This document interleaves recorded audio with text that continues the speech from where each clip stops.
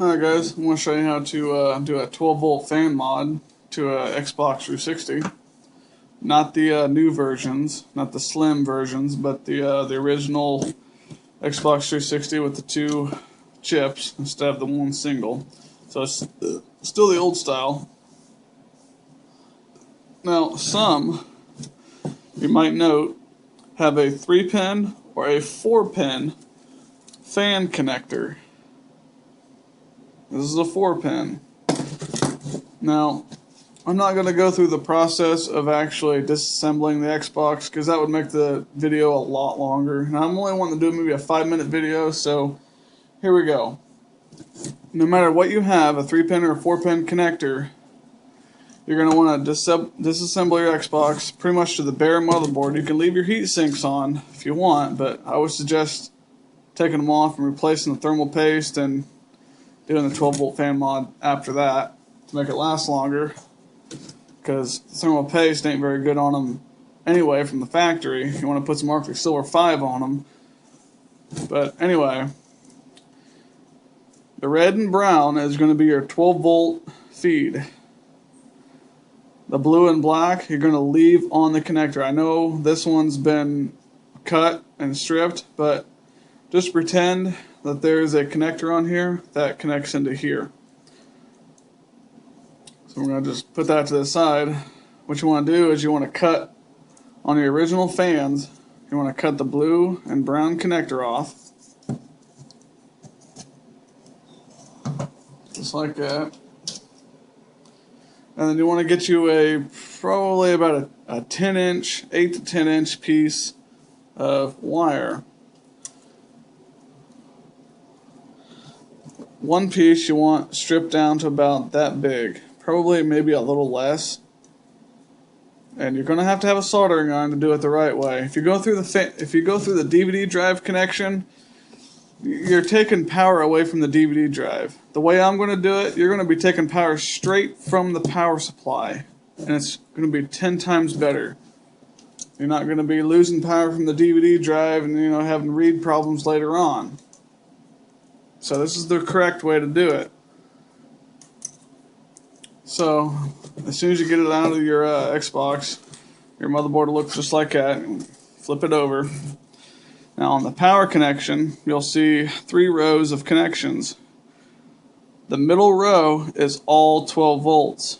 Alright, what you want to do is solder on a piece of wire onto this point right there. Doesn't matter, you can put it on this one or this one. Any of them in the middle row. Doesn't matter, but this one will be the perfect one. So what I'm going to do, since this is lead-free solder, and most people only got like a 30 or 40 watt soldering iron, what you want to do is take and melt the original lead-free solder and put some leaded solder on there into where you see it melt, just like that. And then you want to take your fan connection, your red and brown wire, you want to twist them together like that, and then go ahead and tin them with your soldering iron. Tin them up real good, just like that. And you also want to tin that little small wire that you've cut. You want to tin that as well.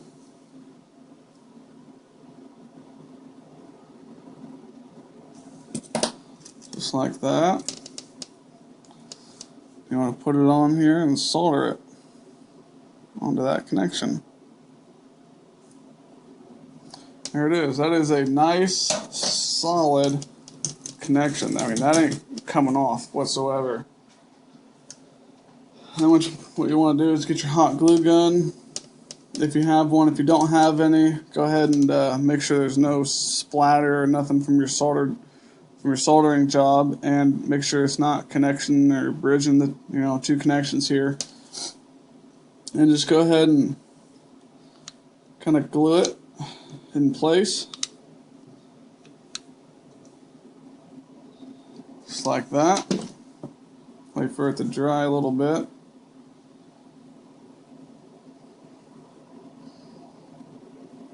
This is how I do every single one of my Xbox repairs. Even if it comes in with a DVD drive error, I do this mod and I replace the thermal paste just to make the Xbox last that much longer.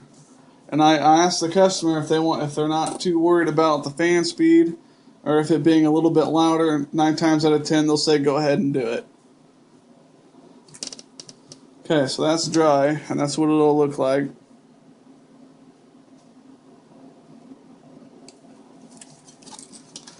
You want to flip it over, and once this is actually in the case, in the metal housing, you put it back in there. You want to push this up and way over here and route it.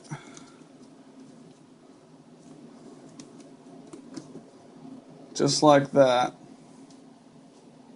And then also tack it in with some hot glue.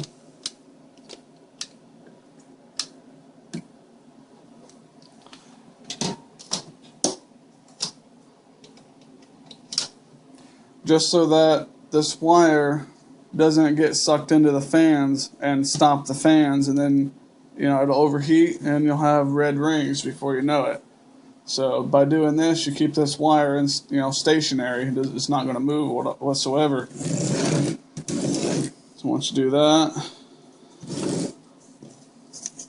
now just pretend there's a connector on here still, on the blue and black wire, but not on that wire there.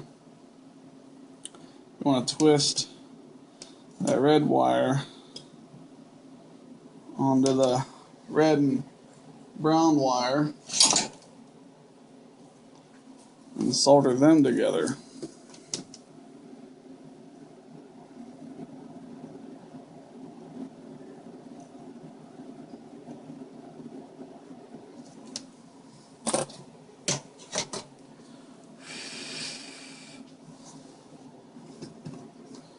And then when you get done with that, you can either use some electrical tape, or before you solder it, you can actually put a piece of shrink tube on here first, and then push the shrink tube over, put a lighter on it or whatever, and shrink it. But if you don't have that, you can use electrical tape. And if you don't have electrical tape, you can also use hot glue, and just make sure you hot glue the crap out of this right here to where it don't short out on the metal or metal surfaces or anything. But black tape would work 100% better. I'd probably use way too much, but that's alright.